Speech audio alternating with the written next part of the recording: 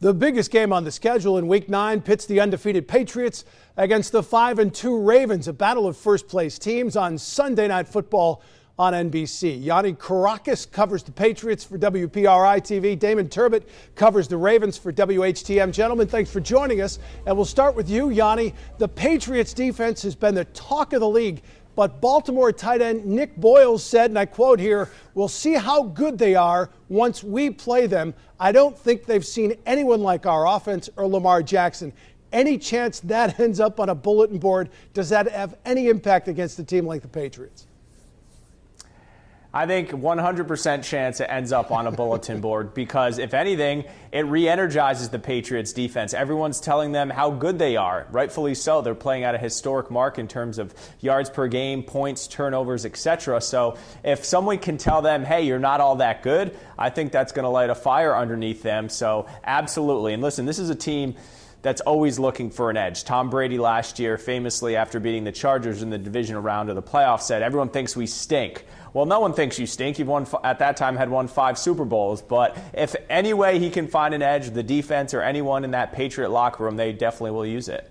Yeah, Damon, did Harbaugh have anything to say to his tight end? Well, first of all, I just want to expand upon that a little bit more. Didn't we just learn this lesson with the Browns last week? I mean, they said, oh, yeah, we're going to beat the Patriots. Well, look what happened to you. They got absolutely destroyed. So apparently they're just going to test the Patriots every week, talk their junk, and then I guess everyone's just going to get handed an L. The bulletin board material is something that, like Yianni said, is something that the Patriots have always fed on for the better part of 20 years now. So I'm sure Harbaugh was probably like, could we just not mention that and maybe just go out there and play it on the field? I would assume maybe there's something going on behind the scenes in terms of telling them to calm down a little bit, but now they've said it, so they got to go play. All right, so the Ravens have scored 30 or more points 4 times this season already. They've topped the 50-point mark. The identity of this franchise has always been defense. This year, it's offense carrying the load. How'd they make this transition, and how's it being accepted by the fan base? Well, first of all, I think it goes back to maybe that quote that Mr. Boyle just said. I think it has a lot to do with people like Lamar Jackson, the additions of these young wide receivers who are panning out very well. Obviously, you have very multiple tight ends, and then you add a guy like Mark Ingram in the backfield. They've kind of built something very nice around Lamar Jackson, who they know and everybody else knows is unique, and that's exciting, and that has been the biggest reason for the jump. And, you know, that's a good point that this has always been a defensive football team. But I think Ravens fans have accepted defense for such a long time because they were winning. I mean, that was the key to the ultimate heights, Super Bowls, things of that nature. So, you know, Ravens fans are just very excited around here just because they're winning football games again, and that's really their benchmark. Yeah, I think any fan base will accept scoring 10 points if your defense only gives up 9. Yianni, we talked at the start of the season about this defense. You mentioned there was some concern because Belichick hadn't hired a defensive coordinator. I'm not sure anyone outside of the New England area can name 5 players that start on that defense. You've got some cast-offs from Detroit. You've got a cast-off from Cleveland. How are they this good? Everyone is just, Bill Belichick was asked that question the other day, and he said really good players. It's everyone playing cohesively to their best ability. They haven't had any injuries, and Jamie Collins, who is new this year, back in his second stint with the Pats, has been unbelievable coming over from the Browns. Kyle Van Noy has been unbelievable at linebacker, a cast-off from the Lions, and Dante Hightower. So those 3 linebackers, they call themselves the boogeymen.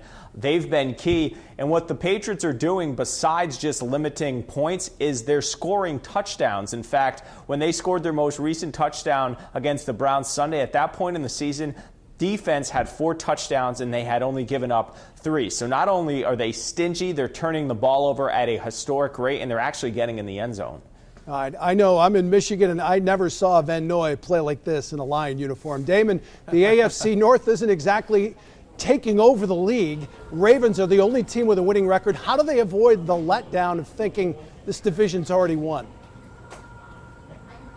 Well, a lot of it is, for one, going out and playing this weekend. I mean, this game against the Patriots is going to be a big point because now the Steelers are starting to win some football games, albeit it wasn't wasn't too sure for a while against Miami on Monday night, but that's a team that's starting to win some football games. Their defense has done some things to keep them in this division race, and a loss this week for the Ravens means that the Steelers, I believe, get within one game. Now, the Ravens do have the tiebreaker there, but it kind of just starts building this piece by piece because it's not over yet, but they are definitely the favorites when you're looking at their 5-2 record, first of all, and the fact that they beat the second-place team head-to-head, and Baker Mayfield's walking out of press conferences, so I think we can kind of shoo the Browns away from the race, and the Bengals are the Bengals. So it's probably just starts with a very slow, I mean, I sound like a player here, but a week-by-week approach. You got to get past New England because you want to continue to build that division lead, but after that, they're going to beat a lot of teams down the stretch, but they've got to win these big games here, and that'll be a difference maker at the end of the season. Now, last questions for you, Yianni. Tom Brady, not exactly the marquee name, right? I mean, he's obviously the marquee name, but not really the reason that the Patriots are winning. It's that defense. Is he okay with that? Is he okay with that? That's a good question. He's okay with winning and being 8-0, but he is certainly not happy or content with the way the offense is played. A lot of that has to do with injuries on the offensive line, where in Sunday's game against the Browns, they had 3 backups there.